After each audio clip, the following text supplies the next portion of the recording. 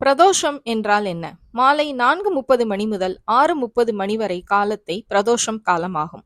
இதில் சுக்லபட்சத்தை வளர்பிறை காலத்தையும் கிருஷ்ணபட்சத்தை தேய்பிறை காலத்தையும் குறிக்கும். இதில் 13வது திதியான திரையோதசி திதியை வளர்பிறை காலத்தில் வருவதால் பச்சி பிரதோஷம் என்கிறோம். அதன்படி பச்சி வழிபட்ட மயில் வழிபட்ட மயிலாப்பூர் சிவனை வழிபடுவது உத்தமம்.